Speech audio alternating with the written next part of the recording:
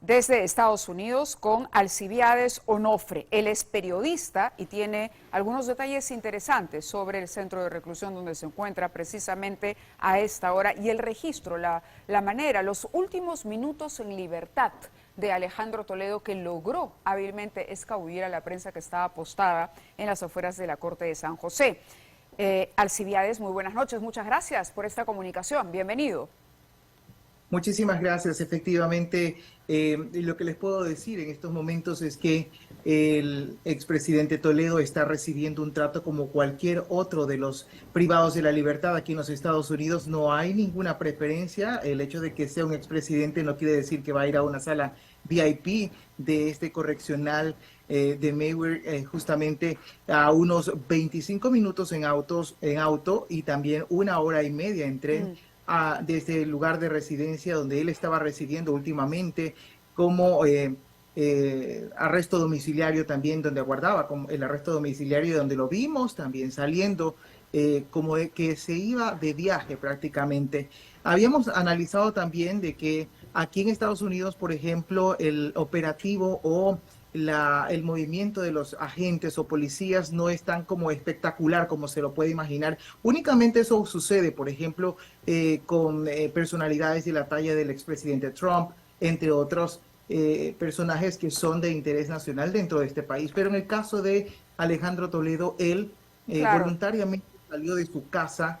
No hubo ni siquiera necesario la presencia de un patrullero policial que lo escoltara hacia ese lugar. Lo que sí se le dijo fue prácticamente a él que no se presente a la corte, pero que vaya a una estación de policía, en este caso a una oficina del sheriff, que tienen ya obviamente sus celdas en esas oficinas. Hay el personal especializado para poder, en primer lugar, una vez que llega el detenido hasta ese lugar, se le hacen exámenes para que de esta manera se corrobore de que no hay ninguna novedad al respecto de su estado de salud y de esta forma pueda ser entregado a las autoridades que lo requieren en su país. Es la forma de entregarlo y deslindarse de las responsabilidades de ahí en adelante con el proceso, según lo que informaron las autoridades. Lo que nos estás explicando es que a él le comunican que se acerque a este centro de reclusión y no al local central de la Corte, y que eso finalmente, al no haber trascendido, evitó que hubiese algún tipo de registro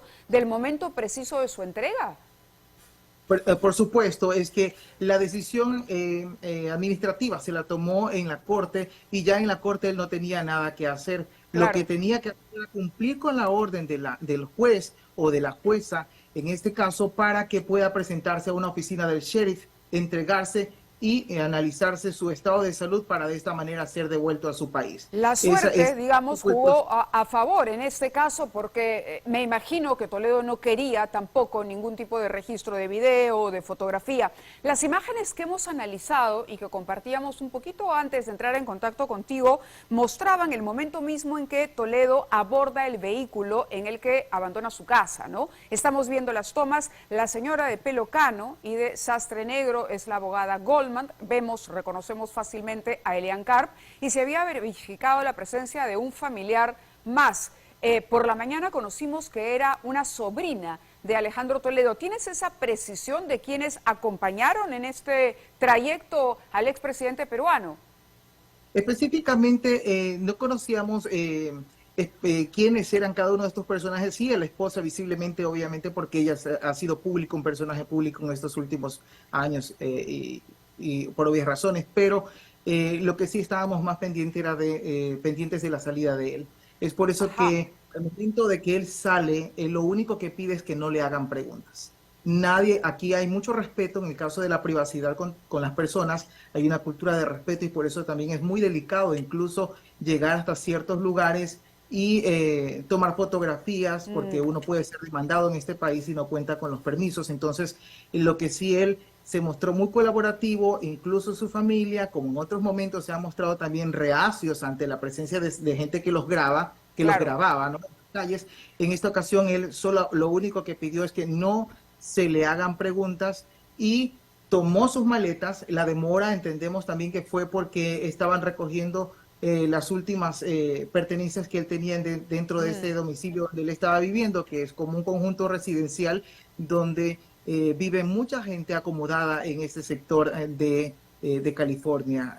Justamente ya se habían hecho algunas rondas por este sitio para captar y ver el movimiento, inclusive verificar si es que había policía presente, agentes de servicio secreto, porque uno se imagina muchas cosas, al ser un expresidente y también este caso muy fuerte. Claro. Entonces nos imaginábamos aquello, pero había total tranquilidad, los compañeros incluso nos comunicábamos por grupos informativos para ver en qué momento él salía hasta que definitivamente lo hizo de una forma tranquila, se embarcó en su auto y lo único que sí se podía ver era una persona muy descompuesta, que la esposa estaba con mucha incertidumbre, como con ansiedad, no sabía más que nada estar orientada, no se orientaba muy bien, ni siquiera se daba cuenta de las cosas que estaban subiendo al carro. Lo único que ellos querían era irse y de manera pronta y evitar ser grabados. Se nota la actitud, una actitud hosca por parte de Toledo. Tú acabas de mencionar que lo viste demacrado, ¿lo viste? ¿Cuál fue tu sensación al ver a esta persona? ¿Cómo lucía él? ¿Cómo lucía la abogada Elian Karp? ¿Cuál era el ambiente que reinaba en ese momento? Ellos lo que trataban es que prácticamente de mantener la calma, pero sí se veía el estrés, se veía el expresidente bastante golpeado. Obviamente mantenía un poco la postura ante la presencia de las personas, el vecindario no se levantó ni siquiera ninguna sospecha de que algo estaba pasando ahí. Él se subió a su carro y nadie más ni siquiera se percató de que él era un personaje importante de lo cual los medios de comunicación o todo el mundo estaban esperando saber qué iba a pasar en las próximas horas. Entonces, eso fue lo que ocurrió. Pero se mostraron colaborativos. También, lo único que dijo él, sí, no me hagas preguntas. Exacto, y justo tú acabas de hacer el mismo gesto que acabamos de ver, te cuento, en una ventana paralela donde estamos transmitiendo las imágenes. Toledo se para, ¿no? Se pone firme y de pronto voltea y hace un alto con la mano antes de subir al coche. Y tú me decías que llevaba equipaje que no parecía el equipaje para alguien que va a pasar pocas horas, digamos, sino en un equipaje abultado. ¿Llegaste a notar algo en particular de las cosas que se subieron al auto? ¿Cuántos maletines, en fin? Solo eran maletas, parecía que era ropa, eran abrigos también que él llevaba consigo, pero en el correccional obviamente todo esto es retenido, esto no se le deja ingresar ya a él hacia la celda donde estaría en estos momentos, pero seguramente es el menaje que él lleva para el Perú, todo lo que le recogieron su familia, lo único que parecía que se les estaba olvidando ciertas maletas y las sacaron inmediatamente. Por eso creo que también se demoraron un poco porque no querían dejar olvidado nada, ninguna de las pertenencias del expresidente, más que nada lo más necesario para que se... Claro, en la correccional, como tú dices... Me voy de viaje, sí. No pasa nada aquí. Claro, cuando llega él y se interna, van a retener estas cosas. Él debe, me imagino, vestir un uniforme durante este tiempo, el uniforme que se otorga en un centro de reclusión, pero al momento de su traslado a Perú sí va a traer evidentemente el equipaje que ha llevado en la camioneta. Es habitual que la policía, los agentes de la Policía Federal norteamericana, acompañen a un mandatario o a un pedido requisitoriado por la justicia de otro país tras un proceso de extradición? Después de escuchar un poco lo que dijo la autoridad que estaba presente en la entrevista, la procuradora justamente, ella lo dice, ¿no?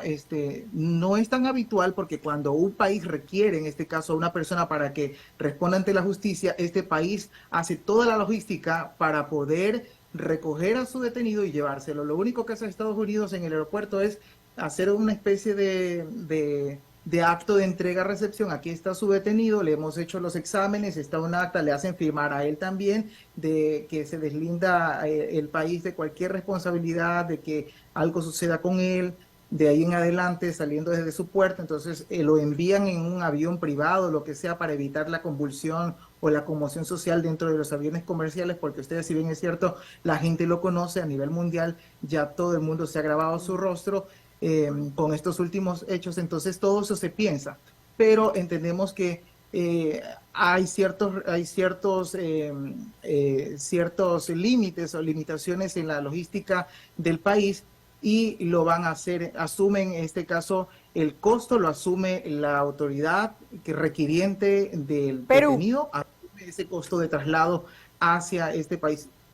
Está cubriendo los gastos, obviamente, de los alguaciles, porque Estados Unidos, como no es un detenido que les interese a ellos lo único que les dicen, aquí están nuestros policías, ustedes se encargan de lo que es el pasaje y la alimentación, entonces ellos van a ir resguardándoles a su detenido hasta que llegue a destino. Sí, hay un detalle que nos ha llamado mucho la atención aquí en Perú, noticia que ha trascendido esta tarde, luego de que en la mañana cubriéramos todos o esperáramos por lo menos tener algunas imágenes de Toledo abandonando su casa y llegando al centro de reclusión, que Toledo a través de sus abogados, precisamente la doctora que lo acompaña, la doctora de apellido Goldman, ahí han presentado un recurso para que se le devuelva el $1.000.000 que él entregó como fianza para lograr ser excarcelado en el año 2019. A nosotros nos sorprende, no entendemos bien cómo funciona la legislación, cuál es la figura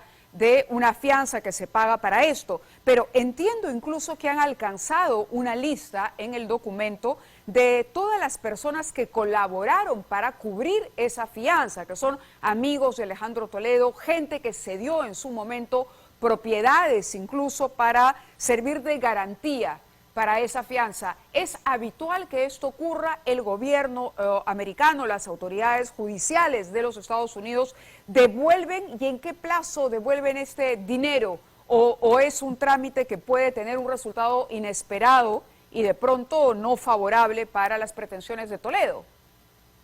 En el caso, por ejemplo, aquí en los Estados Unidos siempre ocurre de que cuando una persona comete un delito que no está relacionado con muertes o es algo muy fuerte, ellos tienden siempre a darle este espacio, esta oportunidad a la persona de que mediante la toma de decisiones, por ejemplo, de la aplicación de ciertos recursos como el grillete electrónico, como estos tipos de controles, le dicen a la persona que tiene la posibilidad de un derecho a fianza. Esos derechos a fianza no son de cantidades económicas irrisorias, son cantidades económicas muy importantes que son la garantía de esa persona para poder recibir la libertad y presentarse periódicamente ante el juez hasta que emitan una sentencia o una decisión. En este caso sí, es verdad, si ha existido ya esta transacción, lo que ellos hacen, lo que él hace es hacer que esto se devuelva haciendo esta solicitud, y sí, es posible de que sí se le devuelva el dinero porque es solamente una parte de la garantía. Eso es lo que siempre ha ocurrido acá. De que con los actores famosos, por ejemplo, que están envueltos a veces en escándalos, y también el expresidente Donald Trump, él tuvo que pagar una fianza millonaria prácticamente para poder continuar con su libertad y no tener problemas de estar privado de la libertad, porque es un personaje de alta confianza y obviamente no hay riesgo de fuga. Claro, muy interesante lo que nos has contado, Alcibiades. Yo te agradezco que te hayas podido conectar con nosotros. Gracias y bueno, estaremos al pendiente del desarrollo de los hechos que ya empezaron a seguir su curso con relación a Toledo y su retorno a nuestro país. Gracias y buenas noches. Vamos a conversar enseguida.